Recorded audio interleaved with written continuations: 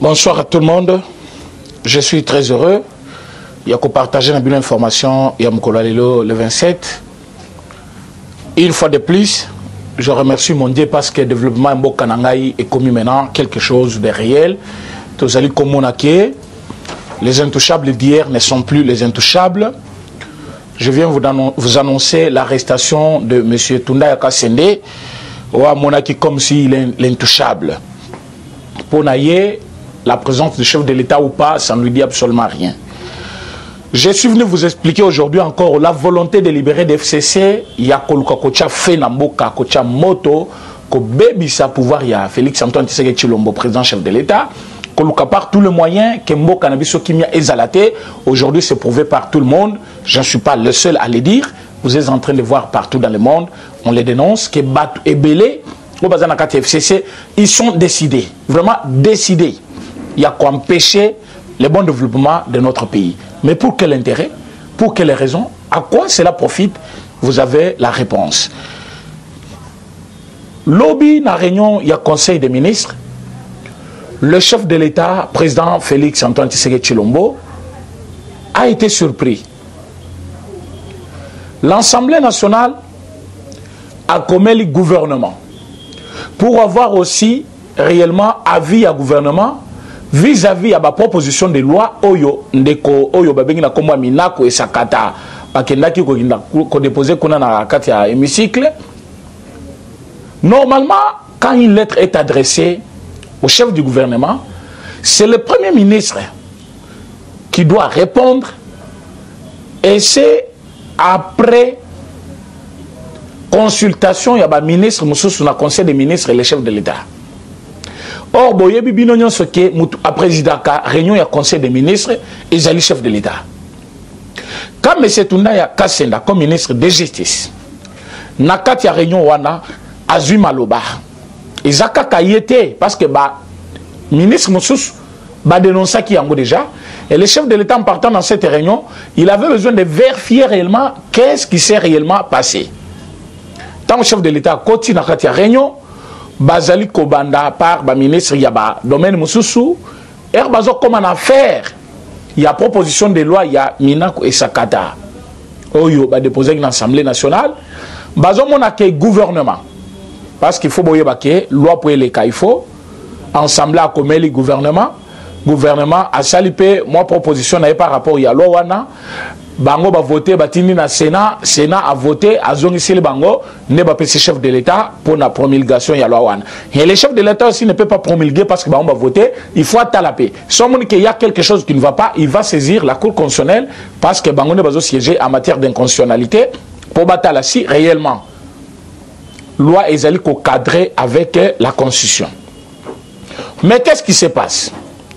Le chef de l'État arrive là-bas.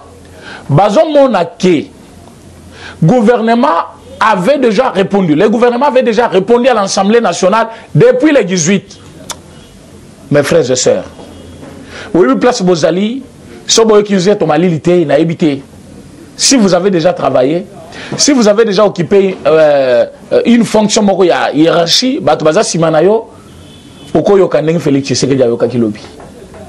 donc le gouvernement est engagé par un ministre et non le chef du gouvernement. Or, le ministre dépend du Premier ministre et le Premier ministre dépend du chef de l'État qui est l'institution qui réglemente toutes les autres institutions. Comment chef de l'État ou président du conseil des ministres par où on prend toutes les mesures possibles pour répondre à n'importe quelle requête adressée au gouvernement n'est pas au courant de cette réponse Oyobapesi ensemblée par le gouvernement. C'est-à-dire pour le ministre Moussoussou et le chef de l'État, Bazaki a besoin de lobby, va statuer sur les propositions de loi Oyomina quoi déposer qui ce qui est allé fondé, ce qui est acquis opportun ou pas opportun s'il faut le dire, ce qui est allé natina mon côté va renvoyer yango, mais Bazokuta que le gouvernement avait déjà répondu. Depuis quelle date? Depuis le 18 juin. Mais Renier Salemi Lobby le 26. Combien de jours après? Je vous ai dit que FCC, ce sont des démons.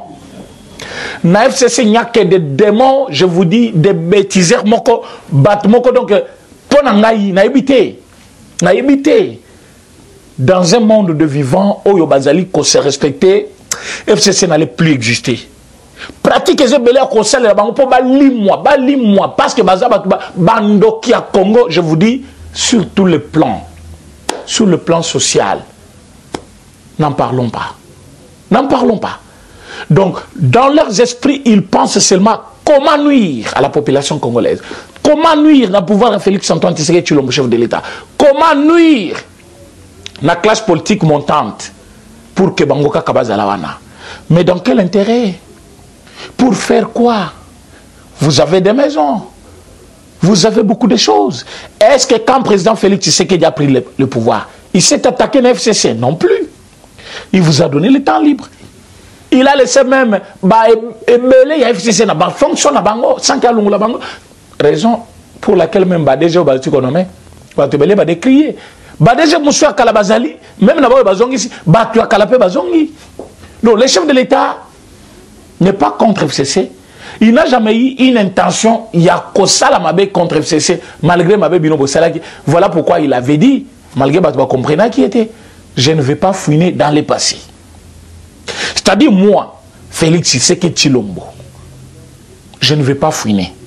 Mais cela n'enlève pas à la justice son droit d'enquête, son pouvoir de recherche des infractions, ses prérogatives de fouiner dans le passé. Cela n'enlève pas la justice son pouvoir. La justice doit faire son travail. Même si le président Félix a dit je ne fouine pas, c'est lui, comme individu, qui ne va pas fouiner. Mais il y a une institution habilitée à fouiner. C'est la justice. Donc on doit laisser la justice fouiner. Mais qu'est-ce qui se passe? Le gouvernement qui pensait statuer sur le problème de proposition de loi Minaku, il trouve déjà une réponse qui ne lui appartient pas, une réponse qui ne lui engage pas, une réponse qui n'engage qu'un individu, Toundaya Kassenda, Célestin, qui a déjà répondu à la place du Premier ministre, à la place du président, à la place de 64 ministres. Donc, audace, il y a haut niveau. Kindoki moko ya visa kindoki okakapena kindoki. Donc mutu moko bo mukola mandefu ya pembe me kindoki na mutu azali kozwa mukuma ya gouvernement mobimba à répondre na ndenge na yebite. Quand il a proposé dans l'Assemblée nationale, non à disposition tel beau changer boy, na disposition tel beau changer boy. Donc makambo yele na mutu a commis ango soit makambo yokana ki na FCC déjà parti politique naie na ni plateforme naie ba yokane balobi répondre biso boye et bi comme gouvernement mutu a répondre biso faux et usage de faux. Flagrance. Makambia, oh, balungole, immunité. Oh, t'es azali membre du gouvernement. Makambwa nezate. Oh, il faut requête à président cour de cassation. Izate. Sur place, mandat d'arrêt. Parce qu'il y a flagrance.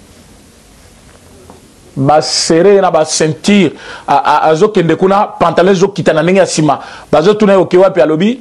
Oh, ba kangisi ngai. Nana kangisu. Nana kangisu. Yo moko mi kangisi. Tu es ministre. Donc tu es membre du gouvernement. Il y a un chef du gouvernement. Le chef du gouvernement n'a pas répondu. Même Soki et Zali, yo ministre de tutelle, il fallait que le gouvernement te donne les annotations par rapport à Nanyuana. Comme ça, toi, tu vas répondre. Mais gouvernement, nano salité, annotation, yo directement au répondre sur proposition de qui? Répondre comment? Tunda Kassenda na kanisi na minute na mandefu na ya pembana ba policier bazo bende yango pour baye ba réellement nana tinda kyo au répondre Assemblée nationale. Ce qui passe kana ba policier ba beta ye na minute za détenu, c'est un détenu makamo ministre ils font leur travail, c'est normal. Comment quelqu'un peut être là bazo défier même son premier ministre qui est de leur famille politique? Parce qu'il ont kamba, il est de FCC. S'il veut défier président chef de l'État, Félix Antoine Tshisekedi Tshilombo, parce que Azamutu a camp politique Moussousou a manqué respect, n'enge ba komi ko luka ba manqué respect. Même où il y a ça, c'est un manquement grave. Conseil des ministres présidé par le chef de l'État. C'est dans les conseils des ministres où on doit prendre des mesures pour répondre à la demande de l'Assemblée nationale. Toi, tu réponds à la place, il y a conseil des ministres. Mais c'est grave. C'est au chef de l'État que tout le monde a manqué le respect. Alors, il a fallu directement et d'office qu'il soit arrêté, déféré devant les instances pour qu'il soit jugé. Voilà pourquoi c'est depuis 16h30 quelques minutes qu'il a été arrêté. Depuis Tongo, Top Congo, Abenga Boimabe, non, monsieur. Top Congo a posé question nini o tenenge za boye ba policier ba yebele ba temili bana ndaku na ngai na yitena na tindi ba na tindi bango. Les sols et sous-sols appartiennent à l'État. Tant au temple na mabele à Congo chaque jour yeba qu'il y a un État. Et l'État la bolo baka yonga ina nani mais yeba que l'État za ba représentant na yi. Sokiyo lelo parce que vous avez une fonction mokoboye, parce que vous avez une appartenance politique mokoboye, au lobby non biso FCC. Je vous ai toujours dit que FCC, pour la bango, président Félix Tshisekedi, bamona kay muninga na bango, bakosa nyonso balingi. Mais babosani ke bake ko tumbula mena kanda na ye, abandi, omoni nga bandi boy. Na yebi sabino ba date bokanga ba date, bokanga ka parfois te, bokanga date, bokanga ka ba date. Il y a des signes qui ne trompent pas. Il y a des signes qui ne trompent pas. Je vous dis, Nakabila sera arrêté. C'est moi qui vous l'ai dit. Bokanga date alelo. Boyoka ki ote, bazo ki kokutana. Ba ki kokutana nan. O Kabila lobi ba kokutana, ba kokutana nan. Bokutana nan. Donc il y a zawana na cesse azo tinda batuna. Oui, normalement le chef de l'État akoyambaye ba sololi. Mais cela ne va pas changer la décision du chef de l'État. Le chef de l'État connaît que mandat mandataire ou Yanomaki, Basali n'a pour être notifié et Kabila était toujours là. Pourquoi il n'avait pas instruit la ministre Obéissakaye? Parce que Balingi va faire échec na Félix. Or, président chef de l'État, Félix Antoine Tshisekedi Tshilombo, un homme bien formé, l'enfant d'un politicien, grandi dans la maison d'un politicien, et pas n'importe quel politicien. Il a l'art de la politique en lui. Il mangeait politique, il vivait politique, il dormait politique. Et il est devenu chef de l'État. Yo Fandi Bolobi, non. Moi, je suis ministre de Justice. Aux arrêts dit. Comment ça? Et pour quel intérêt? On doit continuer toujours à subir. Non plus. Et bien, mais vous êtes en train de voir des actions. Vous voyez des actions quand même, non? Vous voyez des actions. Quand on arrête un ministre en fonction, pour un manquement grave, par rapport à infraction, oh non, à un membre du gouvernement, il fallait les gagner ensemble. Vous savez, si on va comprendre quand on a comment il y a immunité, quand non, pétition, oui, il faut là. Parce que je fais quelque chose qui ne va pas louper. Qui va une fois attaquer, arrêter tout le monde. Immunité, il y a au ministre, au député, au ancien président. Tout le monde, Moulongo, il faut pas kangama. La loi reste la loi. Article 12. Article 12. Tous les Congolais sont égaux devant la loi. Article 12. Article 11, toujours dans la Constitution. Tous les Congolais naissent avec le même droit, les mêmes avantages. Mais vous avez conçu cette loi en violation de la Constitution. Il fallait prendre d'abord la Constitution que vous-même vous avez conçue. Botala, que dit l'article 12 et l'article 11? À partir de la fonction politique, mais pourquoi vous avez mis ça là-bas? Il est Congolais. Comme il est Congolais, il doit être jugé. Mais vous avez dit là-bas, tous les Congolais sont égaux devant la loi. Après Bolobi, par rapport à la fonction politique, c'est un ancien président, on ne peut pas les juger. Vous violez la disposition constitutionnelle. Et quand vous violez la disposition constitutionnelle, qu'est-ce qui doit arriver? Une infraction est consommée. Donc la loi prévoit une peine par rapport à ça. Tunda Kassenda est victime de son arrogance, l'orgueil. Ponabango, c'est Kabila qui compte. Quand il soit Kingakati, mais quand ils sont là-bas, ils cherchent à faire voir qu'ils connaissent parce que télévision, ils osent banque. Les locaux, mis sur bateau, mon akana. Kaka parce qu'il y a l'accès FCC qui y a ça la face à mon place à Souki.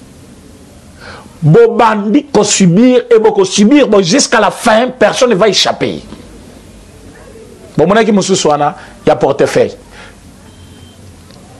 Vraiment, le directeur de cabinet Aïe, professeur Eberand, place aux alliés Mbotenayo, moi Mboka, il y a solo, vrai directeur de cabinet, Azu Mukanda, Achebo Yalobi, dans 48 heures, ceux qui sont mandataires, ils ont notifié, ils ont démissionné. Ils ont notifié Kung, ils ont notifié Nan. Voilà un directeur de cabinet que nous avons besoin. Pas un directeur de cabinet qui parle, mais il ne fait rien. Il parle trop. Il veut faire voir aux gens que place la langue française n'est pas à la Kiwana. Or, nous, dans notre pays, on a que Swahili, Chiluba, Lingala et Kikongo, on ne connaît pas le français. C'est une langue étrangère qu'on a utilisée comme une langue professionnelle, c'est fini. Ça n'a rien à voir. Moutolo bayango bien, alo bayango mabe, ça n'a rien à voir. Mais la valeur qui suit derrière ce langage, c'est ça ce qui compte. Un directeur de cabinet qui est là, comme des pions sur terrain, Azo Sakanaba ministre, Atino Koto Mabe, non. Un directeur de cabinet comme professeur Eberand. À l'objet dans 48 heures, ceux qui va ordonnance à chef de l'État va signer en Gotebino Touba Alibanda.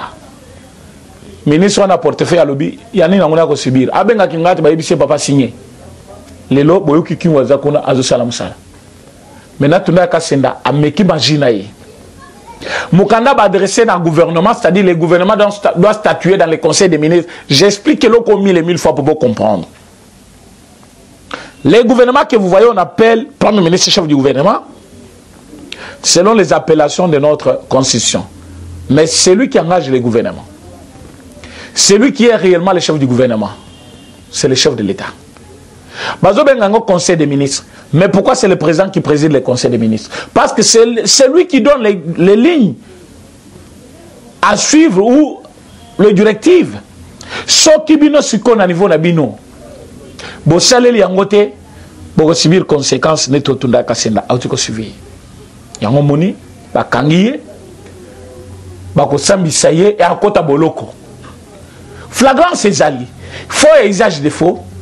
Il s'est arrogé le pouvoir qui ne lui appartient pas.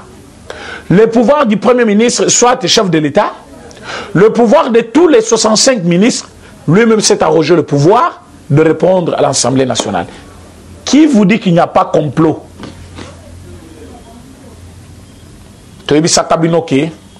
Ma proposition y a loi ya Minaku et ils allaient violer la Constitution.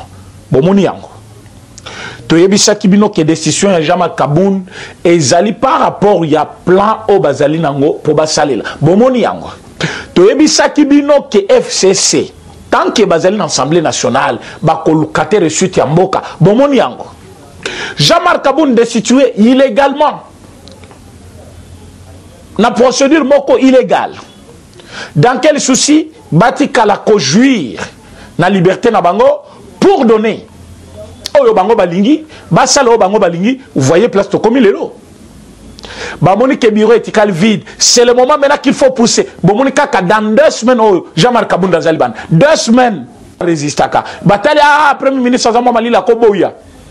Yo comme ministre de la justice pouvoir autoper sangonde yo. To ebisa ki bino ke ba proposition ya loi ya Minako ezali faux. Ba proposition ya Lukuta. Yango ba rejeter yango bloqué.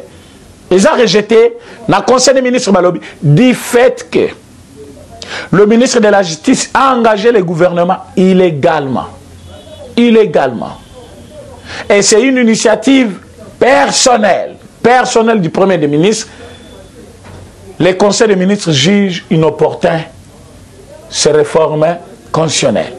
Et on ne peut pas aussi passer aux réformes constitutionnelles pendant l'état de siège ni l'état d'urgence. Nous sommes dans un état d'urgence. Or, pour faire cette réforme institutionnelle, on doit toucher la Constitution. On doit toucher la Constitution. Mais nous sommes dans quel moment? Pendant l'état d'urgence. Bolukinde peuple makam. Boké ko éveiller les esprits. Lobby j'étais na Tchangou. Je vous dis, ba combattant place Bozali. Na Lubumbashi, je pense que Bozola Ndangai, na Machimpisha, Bozai Belé, na Matadi na ebi ke Bogobenga lisusu. Pour Matadi ba comme na système na bazo Chabaf Libanda, ba bengi président René Teyabiso. Donc na mikolo eza so rang ya o rang ya ba pesa ma vidéo te. Rang eza kuna ba che ba bafle ngai par téléphone bango bazolanda Matadi mobimba. Bana Matadi mbote na bino. Donc bino pena boleki batu. Boleki batu nyonso parce que bo comprendre que na moment où tozali za moment kola la te. Ote bo monite confinement ezali bino bozo bima libanda. Non, pour la raison des causes. On ne doit pas traîner. Yango to pesi Mabound. Mabound, vous avez 48 heures. 48 heures pour déclarer devant les médias. Mabound, je dis bien 48 heures. Vous devez dire à tout le monde que vous avez retiré ce projet de loi. Sobo Sali Yangote le 30 juin. Le 30 juin. Peuple congolais. Je parle bien du peuple congolais. Parce qu'il ne s'agit pas d'un parti politique. Le 30 juin.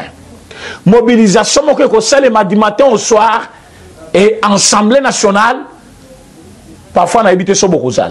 D'ailleurs, une pétition est en cours. Il faut la dissolution du Parlement. Ça ne va pas traîner comme Yakabila. Yakabila est traîné parce que les gens m'ont belé. Mais Assemblée a ça manqué trop dans la mission. Et là, on peut Assemblée et ça les met là dans le Congo. Et ils ont mon sous-souté. Tina na yango ezalité. Parce que les institutions sont faites pour vivre en harmonie. L'institution prenant le Parlement n'est pas en harmonie avec tout le monde. Même avec elle-même. Dans le Sénat, Bokoyo Katamomo bazo finga ba sénateur mususu, na ba sénatrice. Azo finga ba journaliste. Ce qui est dans l'Assemblée nationale, place ba discuter ba ordonnance à chef de l'État, ba comment ko discuter ya. Wana entre bango na bango boyo kanizate olungwe kuna bango na ba ministre boyo kanizate. Donc cette institution parlement n'est pas en harmonie avec les autres. Alors tina na yamonine d'où il faut le mettre dehors. Tout le monde, les derniers savent tout le monde là dehors. Ba ki rola les na bitoko, li bosso a parlé du peuple, tout le monde a parlé de la justice tout le monde. Ça fois comme koloba. Ke kola la kuna na itoko libanda. Libanda. Azola la boy libanda penache mwinda azo brosser minu libanda pour besoin de le mandat. Président chef de l'État Bengi Luamba, alobi Benoît Luamba, makambo yo sali ezali bourré na ba faute. Bare na yo ezalaka inattaquable mais makambo bo sali to sepe na ngote. Ba corruption ezali wana makambo beleze na kati Luamba bimi alobi ezali erreur matérielle. Bazui safu bazongi si député. Safu ye wana kuna komi ko comploter, a komi ko vimba simanane. Nicolas $2000, $1500 $1,500 na FCC. Vous avez déjà perdu, vous êtes allé réveiller un lion qui dormait. Le peuple congolais, un lion affamé. Le peuple attendait un changement. Le président Félix Babeti Maboko Balobi, changement yangoyo. Après un moment, va comprendre non. Moi na batute. Oh yo vrai nationaliste, vrai congolais, une vraie idée. Mais tala bateau bazali ko tsala biso mabe bango yeyo pemeni na ye na ba institution nyonso. Je vous ai dit na émission ya lobby que bah tu fallait passer sa chef de l'État banane institution parlement institution cours et tribunaux et institution oyo babengi na kombo ya gouvernement. Or parmi ces trois kaka mokonde a se distinguer cours et tribunaux badingi basala musala bango ndenge balingi ndenge ezali mais gouvernement azolu ka empêcher bango na parlement. Pourquoi? Na parle pas bango na bango. Bango na bango.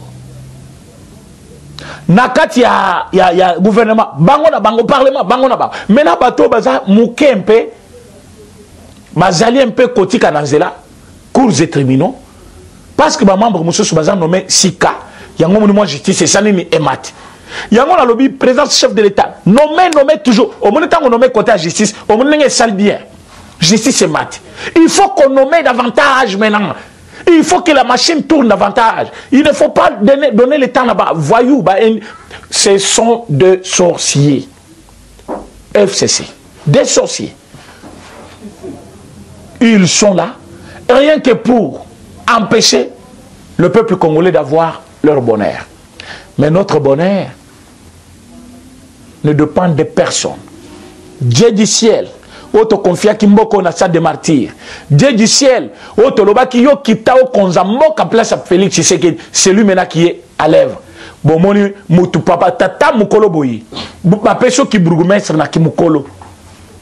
Lichette moko na 40 000, lichette moko na 40 000 azo kabela ba jeune. Est-ce que batu ya boyi? Bako komisa mboka wapi? Un bourgmestre. Wana nde bourgmestre obo moni. Mutaza na fonction kutu na l'état azo distribuer. Mais o bazana ba fonctionner. Bazo pesa lichette nin Tramontina. Ya sika. Ya sika. Nanin na 40 000. Vous faites une grande erreur. Boyebi bato moto bozo monana. Botala maboko na bango ngi zalakana. Basala jama tala bakota kakuna oyebi eloko babenga majimba. So koti na kati nango c'est-à-dire ozo lungwa likolo jusqu'à 30 mètres na libulu moko amuke boye lokola toilette. Nase. Et puis azo matandenge ni na singa boye na mukongo na mir. Donc soit le bien joyeux na lichette na wana abuki yango boye aramase yo. Mais vous faites une grande erreur. Et pourquoi s'attaquer à eux? Ils n'ont pas le droit de revendiquer. Les Wewa, ça veut dire quoi? Ils sont des Burundi, des Rwanda. Les Rwandais sont là dans l'armée. Ils sont là au gouvernement. Les Rwandais, les Burundais. Et les Wewa qui sont connus, ils sont au centre du pays. Qu'est-ce qu'ils ont fait mal? Machette, Kataba Wewa. Bourgmestre. Un bourgmestre. Après, quand on dit non, je vais aller indemniser. Indemniser qui? Bato bazo kabola machette boy. Bato bazo kabola machette. Yozo kende kuna, ok, ko indemniser bango. Bazo kabola machette pour bakata bato. Nanda kwa Shadar, combien de couleurs babima qui kuna ba machette bakata bato bazo manifester librement. La manifestation n'est-elle pas garantie dans la Constitution? Allez lire la Constitution de la République. Est-ce que la manifestation n'est-elle pas garantie? Alors, Sobolobi, il y a un moment, il y a confinement. Oui. Mais c'est pendant le moment de confinement, pendant l'état d'urgence, que Minako a proposé la loi. Et vous voulez que le peuple reste à la maison parce que nous avons un moment de confinement. Bon, quand nous allons rester à la maison, que vont devenir ces lois-là? Va voter Yango Eleki à notre insu. Après, et Baniko Konzabiso, et Bébiso Justice, tu comme une victime. Parce que le peuple n'a causé la victime. Alors, ce qui peuple a boy baloana. Quelle est l'importance de voter une loi qui n'a pas une importance chez les bénéficiaires? Parce qu'on vote une loi pour que Bato Bazali bénéficie d'ango basepel. Mais on vote cette loi. Oh, le peuple est moko monique ezali inopportune. Alors ce n'est pas le moment et on n'a pas besoin de ça. Pourquoi vous voulez que ces lois soient proclamées et soient promulguées? Le chef de l'État a déjà décidé, dans le Conseil des ministres, qu'il n'y a pas l'importance à promulguer ce projet de loi. Motu Amachette wana, bourgmestre, a fait dans la prison libéla. Oyo wana ya nani ministre, yeba kangi lelo, na ba ceinture na yezo djembela. Azo kota pe na prison libéla. Motu atige les achadari na Kabila, oyo nga nazo initier pétition na ye. Les nazo initié pétition monsieur pour na gouvernement est tombé assemblée nationale wana ba votango ba nyonso ba voter yango kuteza ko lukate lobby déjà nazo banda musala donc lundi ba nyonso ba signer déjà na oya Kabila au même moment batu ya libanda vous allez signer ça sur internet na www.agisaf na to lancer yango te tozo lancer lobby dimanche na pourquoi je pense que na c'est un peu ma date belé na lancer quitter parce que page web, il y a un problème. Souci n'a pas plus vous votez, plus plus vous soutenez aussi bato baza sur terrain au bazo kende kotambola pour nabino bato baza musika. Alors nous avons voulu que to indexé page web wana na compte mon place beaucoup moi quelque chose pour na recel sabato ba uzala sur terrain yango muto frenaki masolo mais lobby déjà je pense qu'on va lancer na page autobengi et ça page auto créer pena o bo banda rezo ba pétition na ba publication sur actualité politique réseau le kanambo kanabiso to bengi yango www.agsaf association de jeunes de l'UDPS pour le soutien au chef de l'État. Alors les alliés mouvement moko ya monen ou les alliés ko cartonner ici na Europe, tous les représentants, par exemple en France, Canada, tous les pays, l'Allemagne, les États-Unis aussi, tous les représentants, ils représentent le mouvement des jeunes. Mouvement des jeunes, l'objectif, il y a Kosunga Bajen, Bazomosala, Kosunga Bajen, Baye administration, Yambo Kanabiso, Baye comment intégrer politiquement na ba fonction éminente pour ne pas être étouffé à tout moment, soit surpris, hôtel Kamotuna. Mais il y a ma salle. A proposé loi, où il y a des jeunes comme ça, président René. Mais il a proposé des propositions de loi. Maintenant, il faut expliquer que institution est indépendante, ceux qui ont prérogatives, soit pouvoir institution,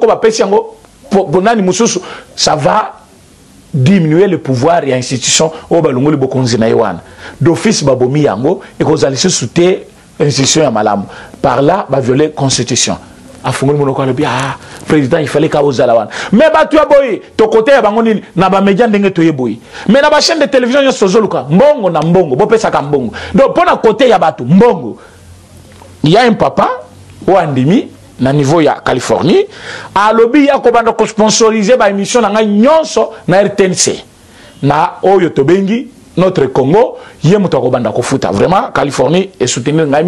Je vous dis vraiment, Mbote Nabino place Bozali, parce que Bozali, trop chaud, voire même Canada, vraiment, n'en parlons pas. France aussi, vous nous aidez de temps en temps. Bah, émission, produire la RTNC, je pense que c'est pour l'intérêt national. Pour même Moutouazan a fin fond à mon ayango pour bâtir sur Internet. Bateau, bah, qui va sponsoriser la émission, Bazo 5 à chaque émission, $50. Émission moko. Donc par semaine, on a droit à l'émission moko soit mi-balé. Alors s'il y a des gens qui trouvent qu'ils peuvent le faire, nous sommes là. Nous allons côté ya Batou, oh yo bomoni qui est important par rapport à la situation actuelle. Comme nous sommes en train de le faire pour la constitution de notre pays, Batou belé bayebi ba article belé à cause de l'émission autozo sale. Alors, plus on va le faire maintenant. Batou bayeba, quelle est l'importance d'être congolais? Parce que Moutaza congolais. Mais on dira qu'il est dans un pays où il y a un scandale géologique. Parce que nyonso ya mukili ezao, mai ya ebele ezao. Mabele ya koleka ezande awa. Il y a toutes sortes aussi. Tozana ba minéraux aussi, toutes sortes. Forêt ya monen ezao. Climat nyonso bat bazaka nango ya malili, ya moye, ya moye, ya muke, biso tozana ngwao. Qu'est-ce que vous cherchez à dehors de là? Mais je vous dis, Tozali béni, dans ce sol, et Toza béni, dans toute forme, on zamba koko béni mukil mobimba. Parce que votre mon akaka sous-sol. Mais on peut exploiter les forêts, on peut exploiter notre grandeur, on peut exploiter notre population. Ceux qui population ils allaient belé. Imaginez-vous que vous avez un produit qui est consommé par tous les Congolais. 100 millions d'habitants ou 80 millions d'habitants. Basson va produire moko. Mais le Congo a l'argent. Donc le pays a les moyens. Même si on va dépenser qu'à $1 pour un produit. Voilà pourquoi nous devons produire biloko ezali national pour que ceux qui ont consommé en pays bio, ils ont servir l'État pour avoir moyen. Mais comment le faire? Avec quelle institution? Institution parlement comme celle Sabatou. Ba innover. Yewana azo voter kaka ba loi où ils allaient protéger bango pour na moyibi na bango. Bokoyo ka somboko yanga tala. Bo awo ba yebi bino bozo kangama bomona kango dirait slogan moma yango. Tout le monde à laquelle elle est. Tunda ka senda kebino pe bokolanda e. Surtout mandef là je ne dormirai jamais ceux qui n'ont pas quitté. Yango bo voter pétition na belé. Dans quel sens? nazali ko senga na ba congolais nyonso quel que soit l'endroit yozali persistance il y a loi wana na kati assemblée c'est-à-dire ezali maintien ya manifestation liboso palais du peuple mais comme ça va rejeter yango ba comme ko lokasiko forme mususu ba surprendre biso ndenge tunda ka sinda sale biso pe tozali wana veillant. Alors nous devons garder l'esprit avec la population, d'où la mobilisation commence déjà. Tozali partout butu moi oyo nyonso ba moni ke tozo sale ezamalam. Ne vous éloignez pas de nous. Bon contacter biso. Bon tinda moyen qu'il faut. Ça j'insiste chaque fois, ce n'est pas par hasard. Ce n'est pas par hasard. Vous ne devez pas espérer un changement s'il n'y a pas les esprits qui sont surchauffés à tout moment. Il faut bateau chauffer votre esprit. Va comprendre que bateau bateau ça la mission mabe. Ceux qui me sont là li pongi boye bakembo kekei na ba Rwandais li sous. Ba Rwandais bazonga la pouvoir. Terre. Tous ont besoin de pouvoir na biso to garder biso ba congolais. Yango to sengi bino. Bo soutenir l'activité na biso. Bo soutenir mouvement autour de ça. Bo soutenir lit na biso. Bo tinda misolo. Au bazar misolo batinda moyen nyonso zango ya ko soutenir biso et ya tozango besoin et nous allons garder les esprits sur le terrain comme nous le faisons. On est ciblé mais cela ne va pas nous affaiblir. To sengi bino bobenga biso na numéro wana ma plus 243 84 43 68 919 plus 243 84 43 68 919, c'est le numéro de président René Sobengi Borosolo là. Nous voulons des bonnes propositions, mais ma proposition est les caté, ma action est les cas parce que nous avons besoin d'agir aussi sur le terrain. Merci beaucoup, à demain.